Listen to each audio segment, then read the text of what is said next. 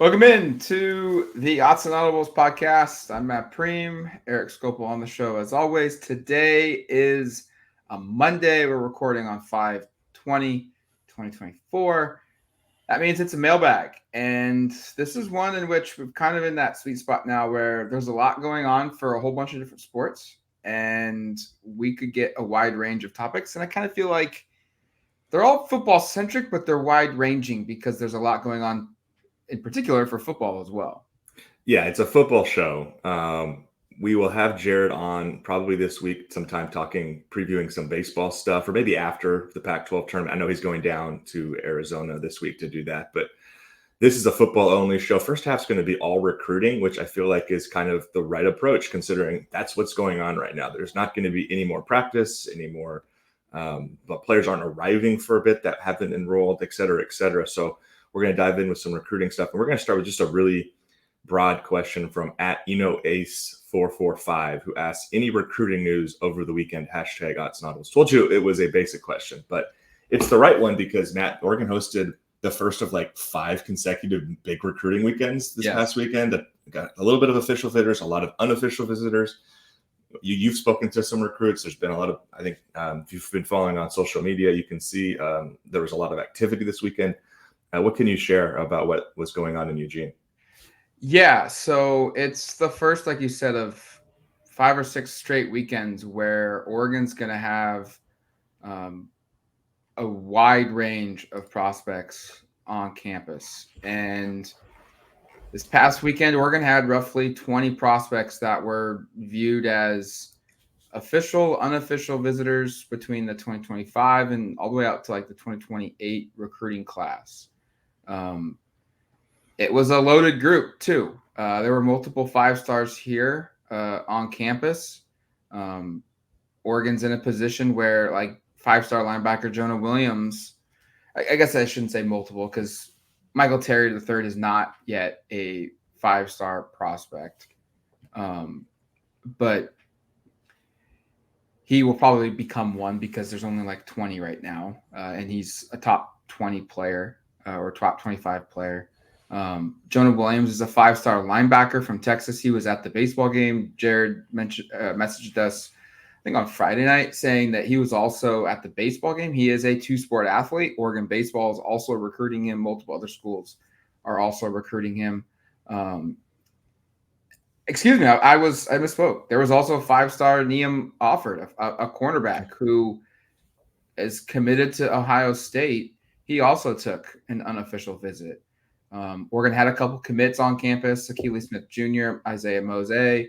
We've got calls in for both of those players to talk to us this week, just kind of about what they're doing here in town, but and what this visit was like and the guys that they were trying to push to come to recruiting. But it was a heavy group. They had 5-star kids here. They had some long-term prospects that they're recruiting, like a Josiah Molden, who's a 2027 guy and will potentially become a 5-star caliber candidate type guy. They had an elite quarterback in the 2026 class, who's the number 7 overall player, and Ryder Lyons. And then they had a couple guys that you could probably point to and say, like, hey, this guy could be someone that could be in the next to commit list, and Traden Odom, a 3-star defensive lineman from North Carolina. None of us are in the rooms that make their recruiting evaluations and the rankings standpoint, but Odom is one of those guys that you look at and say, like, his film's really good. His offer list is extremely high. He's got everybody after him. He's only a 3-star. That's easy to figure out. He'll probably get a bump when the ranking updates come out, and he'll be a higher rated player just based off of what he's been able to do on the football field, who's, the attention he's bringing to himself. So Michael Terry III is another guy that I don't know if like he's going to decide anytime soon, but I think it's very clear that Oregon's one of his major schools. Will Stein offered him a scholarship at a previous school back in Terry's 8th grade spring. So, Stein has a really long history of recruiting Terry. They're both from the state of Texas. Oregon is in a position where, they've basically recruited him all over the place. Offense, it wouldn't surprise me if to get him, if they needed to, let him play defense, he could do that. It was a big hitter weekend, and from a weather standpoint, it was a tremendous weekend in Eugene. It sounds like a lot of these recruits have had a really good time. We talked with a couple of them already. We've got a couple stories up. We'll have a couple more up as today goes on. But Oregon is gearing up now for a big 3 or 4 or 5 more weeks of recruiting where every weekend it feels like there's going to be a lot of guys rolling through for official visits, for unofficial visits. And Oregon's recruiting class currently right now, it holds, I think, 6 verbal commitments at this time, 7 verbal commitments at this time. It wouldn't surprise me in a month's time if that number is close to being double digit or close to being doubled. So 10 to 14 commits, maybe even more than that, just based off of the timeline. And we know how things are starting to progress. Kids are deciding in June now, end of June, early July, and having their decisions done by fall camp starting in August. This next month or so is going to be a pretty big month for Oregon football from a recruiting standpoint, getting guys on campus and then securing verbal commitments. Yeah, month of June already in our database. You can go check this out on duckterritory.com. If you go on the football recruiting menu and then scroll down, 24 official visits already scheduled the month of June. I'm sure there are going to be more that are added to that list, probably some that are already known that have not been added. So, as you said, it's going to start picking up here, and maybe the end of the month, maybe by like 4th of July, roughly, you're going to be looking up and going like, oh, shoot, Oregon has, like Matt said, like 12, 15 commits now. And again, the type of recruits they're in on, those are going to be a lot of big-time players. Thought we'd jump into this question from @Robbie Parness, one of our Hall of Fame question askers. I don't know what we want to refer to him, but he asks a lot of questions, and he gets on the show a lot because he asks good ones. This one tied right in from Robbie. He asked, rank which 5 2025 recruits not currently committed to the Ducks you hope the Ducks sign the most. Let's call this a recruiting wish list. # Autzen Audibles. I'll let Matt start. I've also have 5 names here, but maybe I'll just say which guys. I imagine there's going to be some overlap, and I'll just kind of fill 100%. In the blanks once you finish. So I mean, this is like easy. Like you could just say like, hey, I want the 5 best players in the country. But I did not do that. I tried to take into account like, hey, Oregon's in a position where they're one of the major players. He's got high interest here, and he's also a highly regarded player. And then it also kind of fits kind of some special needs that Oregon has in this class. So that's kind of how I came up with this group. The first one, I think, is an easy one. I would expect both of us to have him, and that's Dakorien Moore, a 5-star wide receiver, the number 1 receiver in the country, a top 5 player overall in the country from the state of Texas, recently decommitted from LSU, is expected to be on campus at Oregon in the next couple of weeks for an official visit. We'll see what happens here. Rashad Samples, Oregon's running back coach. His dad is Moore's high school football coach at Duncanville High School in the state of Texas. You just don't – there's no scenario in the world that we live in that Dan Lanning, Will Stein, and the rest of the Oregon coaching staff do not want a player of Dakorien Moore's stature on their roster for the 2025 football season. The next one – and I got none of these are really in particular order besides that one. Dakorien Moore would be like the number 1 want. The next one on my list though is Lincoln Cure, a 4-star tight end. He's the number 2 tight end in the country, a top 30 prospect overall, meaning he's got a chance to be a 5-star. And I look at this and say like, I originally had Deshaun Prehm on this list, another tight end. I took him off. But Lincoln, big-bodied tight end, really good athlete, really big, talented player, could probably play right away at Oregon next season. And a reason for the list of a tight end on this group is because Terrence Ferguson and Patrick Herbert are both gone after this year.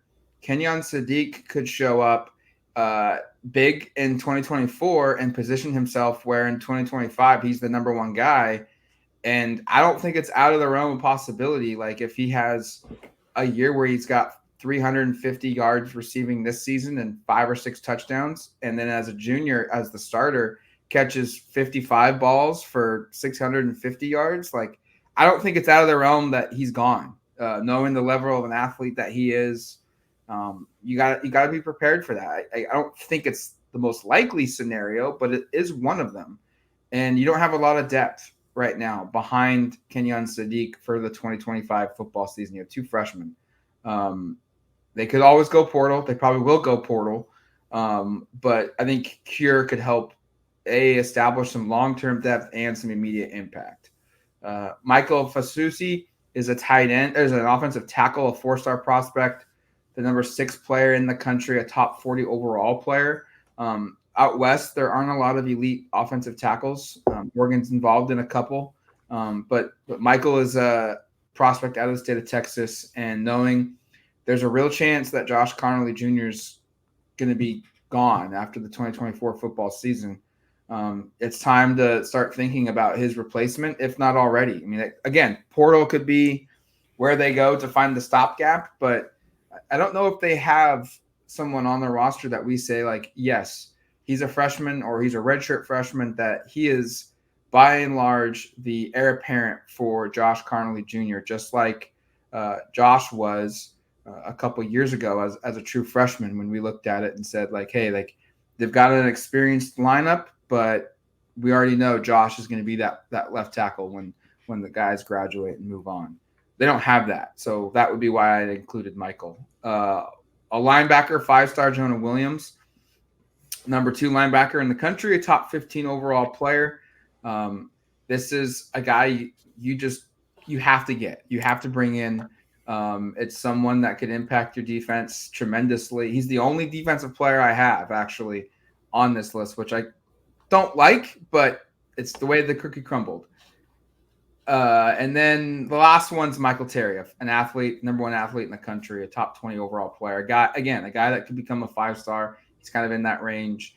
And he just can play anywhere. Like he can play running back, H-back. He can play tight end. He can play receiver. You probably could justify a scholarship for him at the Power 5 level of being on the defensive side of the football as like a ball hawking safety or something.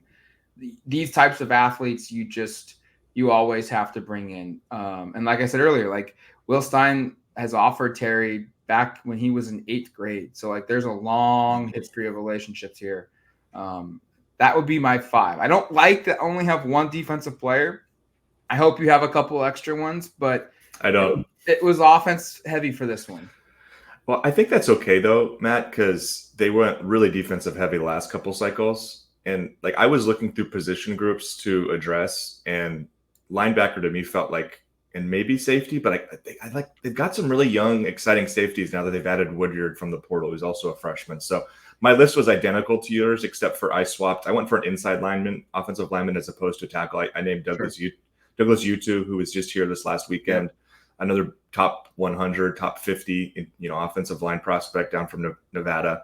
I just think, to your point, like there's big time prospects like DeCorian Moore and Michael Terry have to be on here. I had Lincoln Cure or Deshaun Brame, just like one of the Kansas tight ends. Just you have to get a tight end. Matt laid it out perfectly in terms of their situation going forward. Like I think we all love the upside of Kenyon Sadiq, but even if he's your top tight end, he's not like a traditional tight end. So one of these guys, which are both like 6'6", 240 already, or more, I think fit really well.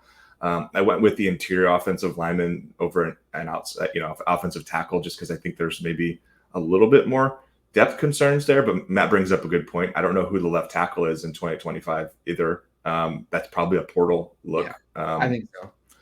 But we'll see. And then, Jonah Williams at linebacker. Like Oregon's going to lose Bassa, and I think probably Jacobs after this year, depending on what he decides to do. He could. I think he has eligibility to return because of the injury redshirt at Iowa. But Williams is a no-brainer, and frankly, like I wouldn't be surprised if he's ranked even higher, because he's like 13th nationally right now. This feels like one of those guys who could be a top 10 kid when it's all said and done. So I to the point about the defense again, just like they've got so many fun young defensive players. I know they have a ton of young receivers and a ton of young players at other positions, but they do need to address tight end and they do need to address the offensive line. So I think the fact that we went offensive heavy is probably the right play. I think this is maybe a class where offense is a little bit more important than defense. I would agree with that. There's a lot of talent that you brought in the last couple of years defensively, and while there's still talent on the offensive side of the ball, it just feels like you've got a lot of young pieces that you feel confident will be on the team for 2 or 3 more years. Whereas offense, it's kind of like in certain spots, there's not a lot there from a long-term perspective. And the other part is that I think, I don't know. I maybe that point doesn't make sense. Never mind. Let's go to break. Sorry. Sure. All right. Let's take a quick break. When we come back, we'll dive into some 2024 talk of the football program. All right. Welcome back to the Autzen Audibles Podcast. 2 questions in, 3 more to go. So this is a really fun one here from @WindyTree503. I'm not sure if Windy's been a question asked before, but thanks for joining the show. Over/under addition for Oregon. Will the Ducks have better or worse than a top 10 offense, top 5 defense? Discuss both. Go Ducks. Thanks, guys. Hashtag. This is hard. Autzen Audibles. It is hard. And before we jump in and kind of analyze it, I wanted to just give the baseline of what Oregon was last year. Sure. Oregon offensively last year, second in scoring offense, second in total offense. So they were very much a top 10 offense last year. Defensively, 9th in scoring defense, 22nd in total defense. So not a top 5 defense last year, but not too far off. So there's kind of the baseline there. Let's just talk. Why don't we both talk offense and then both talk defense? So I'll go offense first. I just think the only reason they wouldn't finish here is theoretically the defense is being more difficult in the Big Ten. And you could sell me that will be the case for 3 or 4 of the games this year, just of like you're playing a little bit more physical brand of football. Maybe some of the run game stuff doesn't come quite as easily, and that puts more pressure on Dillon Gabriel, who, again, different quarterback. So maybe he doesn't have quite the success that Bo Nix had, and probably hard to expect somebody to like complete 80% of their passes and throw for that many yards and have 45 touchdowns and just 3 interceptions. Maybe there's a step back, but I still think a top 10 offense is very much attainable. And especially with the talent, like I think I came out of the spring game thinking this offense might be better at receiver, better at tight end, and better at running back overall than it was last year, and still has a Heisman Trophy caliber quarterback in Dillon Gabriel. I just don't want to say he's better than Bo because of what Bo did last year, and an offensive line that could be as good as last year. But again, last year's offensive line was like one of the 3 best in the country. So I think it's very possible it's a top 10 offense. There's just the fact that playing in the Big Ten was the one thing that really I had to pause on, because last year offensively, this was like the number 2 unit in the country, which I don't know if everybody nationally really recognizes how good they were. I would say I would take I guess the correct term is under top 10, because they're going to be better. Okay. Yes. I feel confident they will be one of the 10 best offenses in the country. You laid it all out. Their position groups, they've upgraded. The position groups that they've lost talent, they've been able to find comparable replacements. And even if they're 85-90% of what the guys that they're replacing did, that's still really good. Like, even if if Dillon Gabriel shows up and has like a year where he's like 90% of what Bo Nix did. Bo Nix was so good last year that 90% of that is going to be consistently better than almost everybody else out there. So like, I could easily see this team being like, oh yeah, we took a dip in scoring, but we went from number 2 in the country to number 5 in the country. Like, is that really a dip? No, it's not. You're just really, really, really good. So I would think offensively, the expectation is yeah, you have a top 10 offense in the country in 2024. And if you don't, something probably has happened where there's an injury or guys just completely don't show up and play, or you get some really crazy turn of events where you play a bunch of games in like monsoons and it weather just drastically impacts again, maybe that's the Big Ten factor because they are going to Wisconsin in middle of November. They are going to the Big House in early November. Maybe that plays a factor into some things where the offense just doesn't get going because of the conditions of the weather. But I think top 10 offense feels very fair to expect for this team, knowing the talent and knowing the returning talent that they have. Let's do defense now. At first glance, I was like, no way. But then I also went and thought, and maybe that's just dismissive because top 5 defense, something Oregon's like never really had. Sure. But then I also go, the counter of the Big Ten argument on offense is that the Big Ten offenses are nowhere near as good top to bottom as what the Pac-12 was this last year. I mean, think about the caliber of quarterbacks that Oregon faced this last year. They faced Michael Penix twice. That's a top 10 pick in the NFL draft. They faced Caleb Williams once. That's a first overall pick in the NFL draft. They faced Shedeur Sanders in what was a blowout, but he's supposed to be, like, I've seen mock drafts. I don't know if I agree with this at all, where he's the number 1 overall player in the 2025 NFL draft. And you go down the line, like DJ Uiagalelei was a former 5-star prospect. We can debate whether or not he's good. But my point is, like, they faced some incredible quarterbacks and some really high-end offenses. And we didn't even, talk about the talent there. I mean, Washington had 3 receivers taken in the first 3 rounds, including a top 10 guy in Rome Odunze. So, I mean, you kind of talk your way through this and go, well, I don't think there's an offense in the Big Ten this year, aside from probably Ohio State, that's going to be anywhere near as good as what Washington was last year. And Oregon faced them twice, and their defense probably, if not for those games, you pull out the 31 points and the 34 points, I think the scores were. Their scoring defense is maybe a top 5 defense last year, and their total defense is probably closer to a top 10 defense. So there's that. And then the last thing I'll say on this was, I went back again and looked at Georgia's growth from Dan Lanning from year 2 to year 3. And that was really when things started to happen. They went from being 12th in total defense to 2nd in total defense, and from 16th in scoring defense to 1st. And this was that historically awesome defense. So, or one of back-to-back historically awesome defenses at Georgia. So, I think it's possible they get there. This one I'd be less confident in. And I think it's more than anything just because of historically we haven't seen Oregon have a defense that actually is a top 5 defense. Like, you have to go back through and look at it. Like, maybe I'll do it as you're talking, but that 2019 defense, which we talk about as maybe being the best in the last 25 years of Oregon football, I don't think that was quite to that level. So what do you think on that, Matt? And I should have looked that up before I started, but I don't think that defense was there either. No, I don't think so. I don't think they were.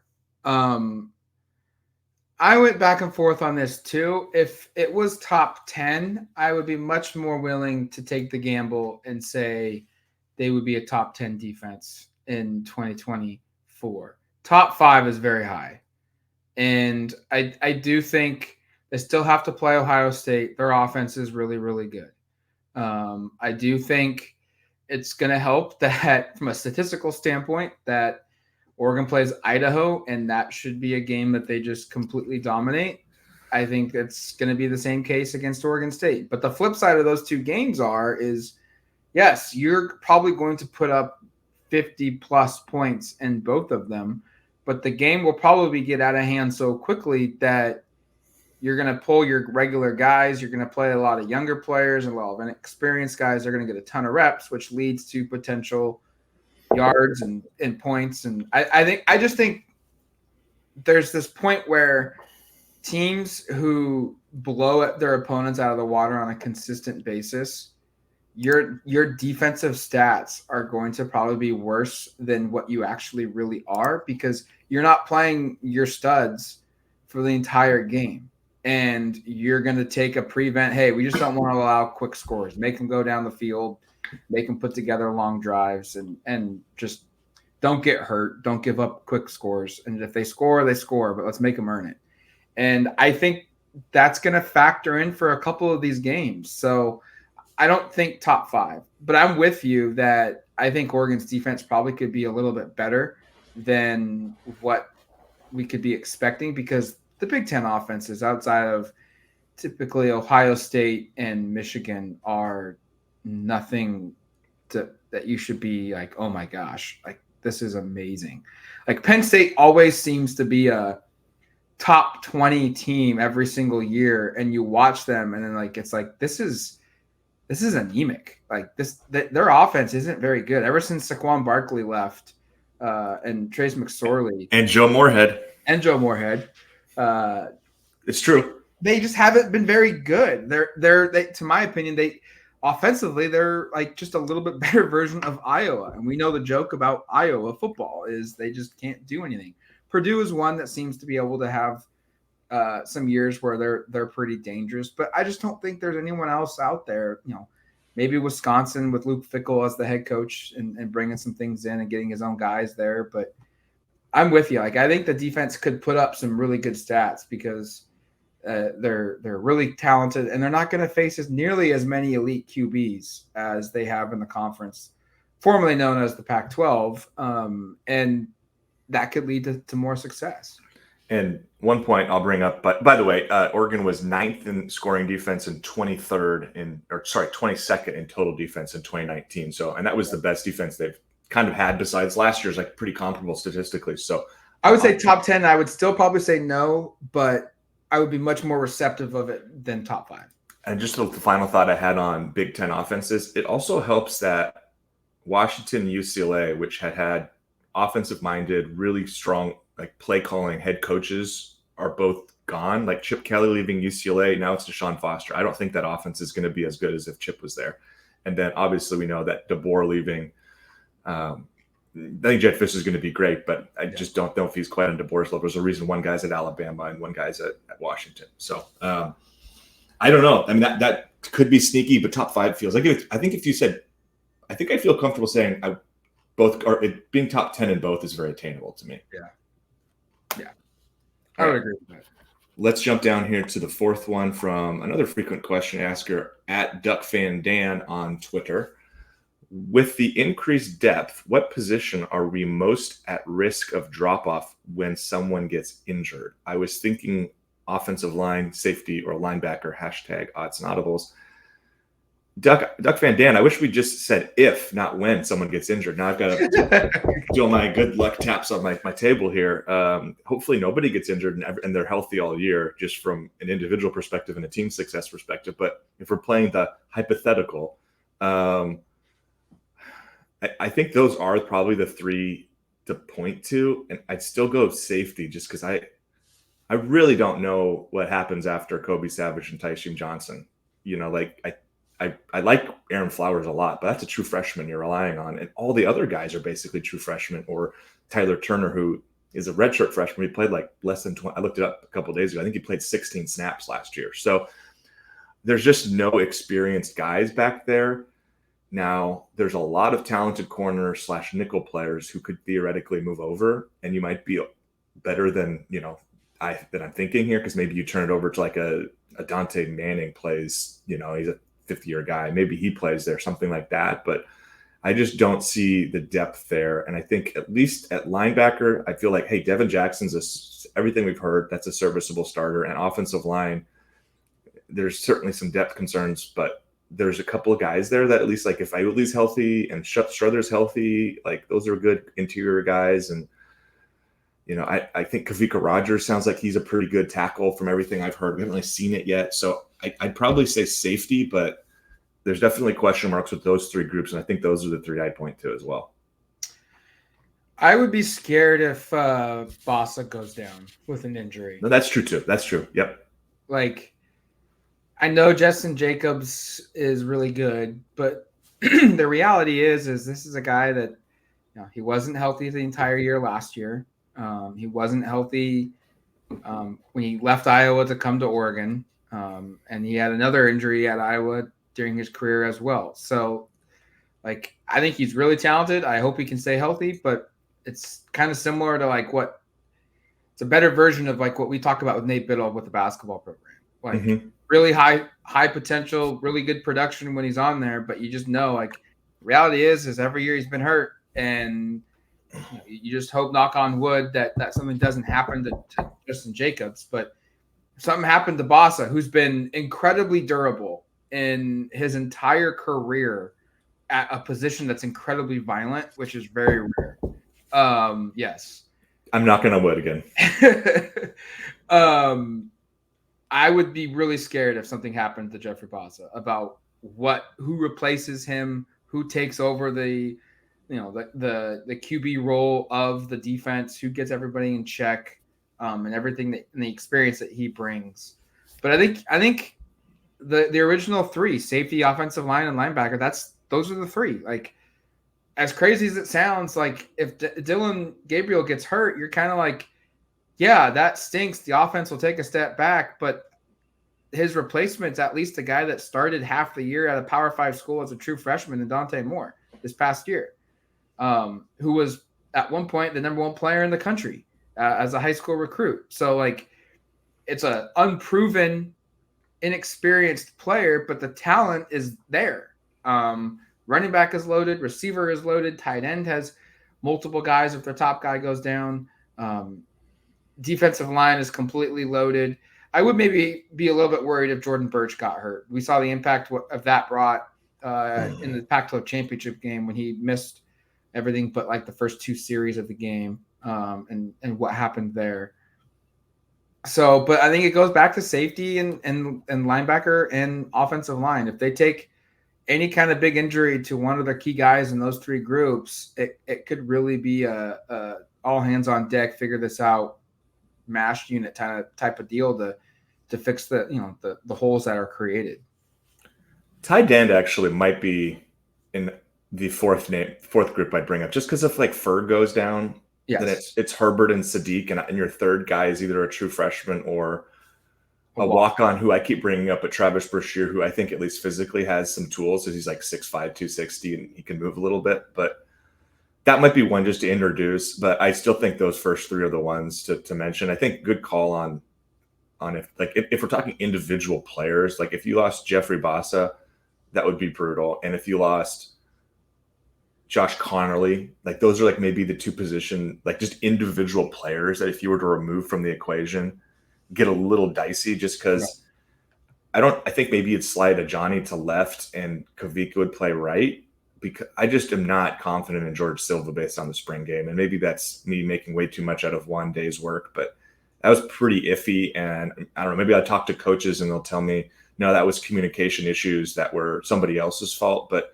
there was just a lot of problems on that left side for, a group that was, had Silva on it, and that just kind of made me a little weary. So I think if we're just doing individual players, Boss and Connerly, I just throw Ferg's name in there just because I'm so high on who he is as a player. Those are like the three guys that if you lose them, I think the drop off becomes kind of significant potentially. So good question from Dan, although let's make it hypothetical as opposed to when. I don't want to plan for any of this, but it is a football season. This is what happens.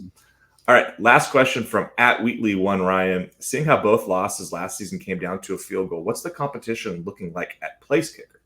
Continued emphasis on special teams improvement question. And kick return was less than stellar as well last year. Let's just focus on the place kicking stuff, and then maybe if we have any lingering thoughts on special teams, we could throw them in at the end. I don't think we've talked about special teams much, because Jared and I just did an offensive and a defensive kind of 2D breakdown. We ran through all the groups. We didn't spend any time on special teams, so I figured this would be a good time to kind of have a little chat about it. I think there's like a real competition at both place kicker and punter based upon what Joe Lorick said. And kicker comes down to Atticus Sappington, who is the Oregon State transfer, and Grant Meters, who is the redshirt freshman who was a big-time prep prospect a couple of years ago. I'm encouraged by the fact that we know from talking to people, we didn't see it, Atticus Sappington hit like a 50-yard field goal in a scrimmage, and we, with our own eyes, did get to see Grant Meters hit, I think, a 49-yarder in the spring game. Both the guys can hit the long field goal. That's encouraging. We saw very little of that from Camden. I think there's a possibility this is like a kind of an upgrade if one of these guys can be more consistent, but those are the names to watch there. And I think it's pretty open. I'd lean Sappington just because he's done it before, but I think Meters was like the top rated prep place kicker in the country in 2023. So this is a guy who has a big pedigree. And then punter, I know Ross James was the all everything last year and broke the school record with like 48 yards per punt.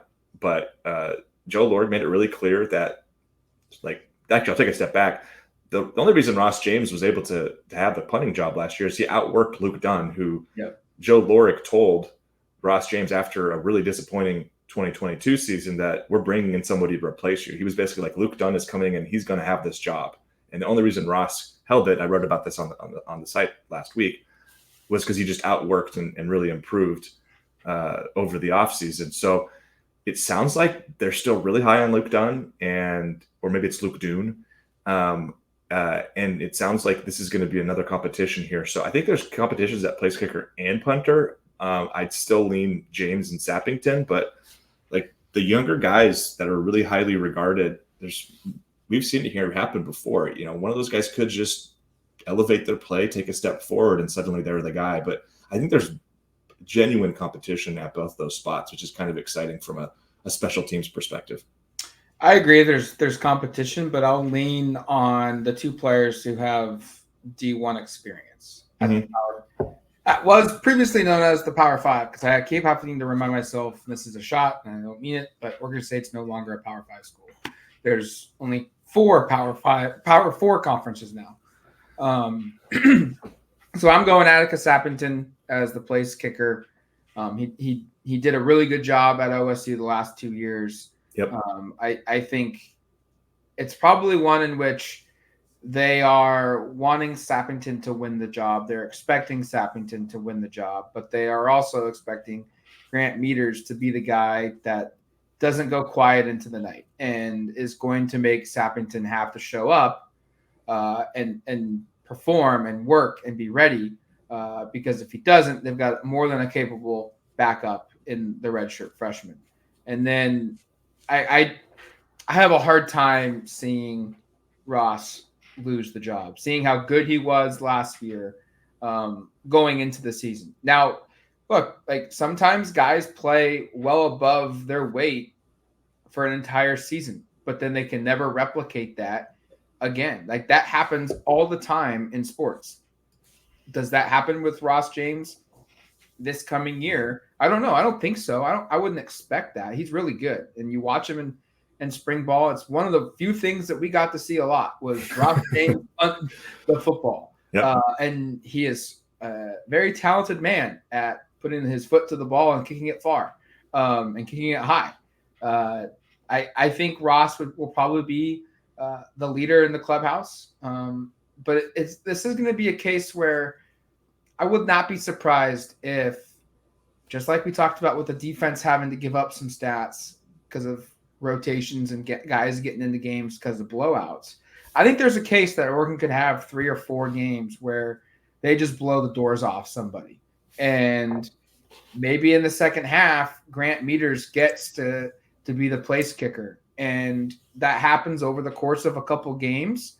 Now, all of a sudden, you found a way to Attica Sappington's your guy, your clear-cut player. He's done a majority of the kicking, but you've been able to find 6, 7, 8, 9 field goal attempts or PAT attempts for Grant Meters to get in during the season, and you find 2 or 3, 4, 5 punts for Luke Dunn during the season and blowout scenarios to get his reps as well. And you're kind of getting best of both worlds where your top 2 guys are playing, but you're also finding some slivers here and there to develop some younger guys when these 2 players move on.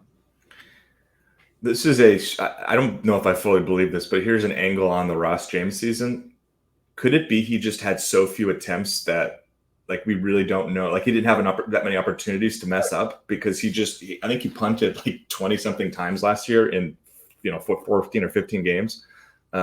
He averaged like less than 2 punts per game. Yeah. Maybe this is somebody who maybe we just saw him only connect and have his best days over and over again. Maybe this was like to make a basketball analogy, like Tyler Dorsey in his final year at Oregon in March, just like couldn't miss for a month, and Oregon ended up making the Final Four in part because he just got really hot. Maybe we just saw Luke Dunn firing on all cylinders because he only had so many reps. I don't really believe that. Sure. But maybe there is some kind of course correction. He kind of comes back to earth a little bit, and rather than averaging 48 yards per punt, it becomes 45 yards per punt. And is that an area where, hey, Luke's kind of in the same range? I know Lorig said their statistics, at least like the week leading up to the spring game, what they'd done in practice were, like he said, nearly identical. So I'm really fascinated by that one. Last part here, just kind of continued emphasis on special teams. They brought up kick return, less than stellar. I just don't think kick return's a big part of college football with the way the rules are set up. And I just don't think you're going to see a ton of success there. Maybe there will be in future years if they make some rule changes and stuff. But I just wouldn't go. I wouldn't be too worried about kick return success. As long as you're getting the ball at the 25-yard line or better with the current rules, I think you're fine. Coverage stuff was not awesome everywhere. It was especially bad, I think, on punt returns. If you go look at the numbers, I think they should be improving. I mean, I think just ultimately coverage units on special teams improve based largely because of the caliber of athlete on your roster. And I think we know, looking at the way the roster looks today, as opposed to when, Dan and everybody got here a couple of years ago, this is a more athletic, more explosive roster. And I just think that stuff's going to correct itself. And I don't know if this is a popular opinion or not, because Duck fans seem to dislike certain coaches who aren't immediately awesome. I happen to think Joe Lordig's really good at his job, and he's going to get this kind of set up, and they'll be perfectly fine. I don't think special teams were anywhere near as bad as in 2022. And there was especially no game like the Oregon State game where everything just went completely wrong and you cost yourself an opportunity to win a conference championship because of it. So there were probably a couple of plays here and there that weren't great over the course of the 23 season on special teams. It was nowhere near as bad. And I just think you'll see continued improvement there. Yeah. To the point of the kick returners, like whether it's punt return or kick return, it's the novelty of that position is kind of gone. The way the rules are constructed, the way teams are treating returns nowadays, it's rare to see returns. You often see fair catches. You often see kickoffs go into the end zone. It's a position that's kind of going away, honestly. And it wouldn't surprise me in the slightest if in 10, 15 years there are no kickoffs from a kickoff standpoint. And maybe from a punting standpoint, there still are. But from a kickoff standpoint, it might just get it removed. It just, hey, you automatically start with the ball at the 25. Here you go. And that eliminates a lot of collisions because of how the sport is trying to eliminate concussions and head traumas and whatnot. And that's just one of the most violent plays in all of sports. So I think the expectation that you're going to have this elite return guy, it's great. It's awesome to have, but it's just not happening anymore. And it's not just at Oregon. It's across the country. A lot of teams are no longer returning kicks. And kind of to the Ross James point I made earlier, because there are so few returns, that limits the opportunity for something to just break open. Yes. And I mean, I wouldn't be surprised. Oregon hasn't had, I don't think, a long kickoff return touchdowns. People can correct me if I'm wrong, but I think since Mikhail Wright in 2019 against USC, I remember that one. Was there one since? I can't think of one. I don't have one. Maybe this is a year where something breaks right and we see Tez or we see, I don't know, whichever running backs. It looks like they try to pull out a running backs back there, takes one deep. But I also just don't think you see a lot of opportunity, like we've been saying, and unless the rules change. And I know the NFL is tinkering with their rules. Maybe that ultimately makes its way down to college football as well. I haven't seen that it's going to, but maybe that changes things. But I just don't think you worry about that too much. But I think overall special teams are going to continue to improve, and I would be surprised if it's a huge bugaboo in 24. I think that's going to do it for us here on this edition of the Autzen Audibles Podcast. Thank you for submitting your questions. We would greatly appreciate it. Thank you for listening to the show. We'll be back later this week with, like Eric said, a dive into the women's basketball program for a roster look and the comings and goings and where things stand there. We'll talk also some more baseball and football recruiting coming down the stretch as well into next week. So until the next one, you've been listening to the Autzen Audibles Podcast. Talk to you later, folks.